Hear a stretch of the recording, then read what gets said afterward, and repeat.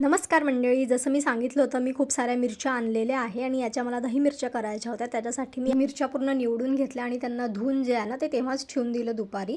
त्यानंतर जे आहे संध्याकाळी मी यांना अशी मधातून जे आपण कट करतो ना तसं सगळं कट करून घेतल्या सगळ्या मिरच्या. त्यानंतर इथे छान मसाला बनवला.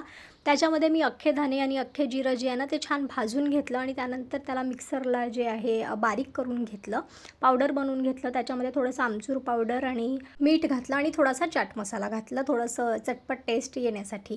आणि असं पूर्ण जे आहे मिक्सचर जे आहे ते बनवून घेतलं आणि त्यानंतर जे आहे मी मधातून ज्या मिरच्या कापल्या होत्या ना त्याच्यामध्ये जे आहे ते पूर्ण असं छान भरून घेतला सगळा मसाला.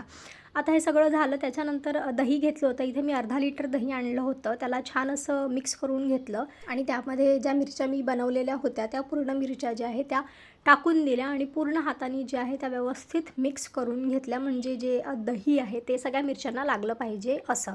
आणि रात्रभर जे आहे मी त्यांना तसंच झाकून ठेवून दिलं होतं. आता सकाळी आता युगीतला वगैरे मी शाळेतून सोडून आलेली आहे. त्यानंतर जे आता याला वाळत घालायचं आहे.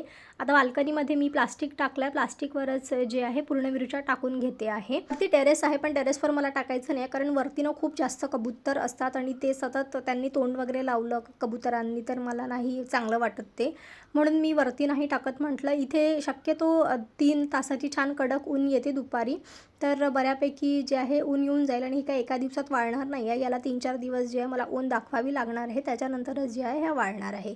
तर अशा पद्धतीने जे आहे पूर्ण मिरच्या ज्या आहे मी इथे वाळत घालून घेतल्या. त्याच्यानंतर वरचं काही दही वगैरे होतं ते पण त्याच्यावर घालून घेतलं. तर अशा पद्धतीने जे आहे आज पूर्ण ह्या दही मिरच्या मी करून घेतलेल्या आहे. बाय द वे, तुमच्याकडे कशा पद्धतीने दही मिरच्या करतात ना हे मला नक्की कमेंट करून सांगा. मला आणखी बनवावंच लागेल, एवढ्या ह्याच्यात होणार नाही. बाय.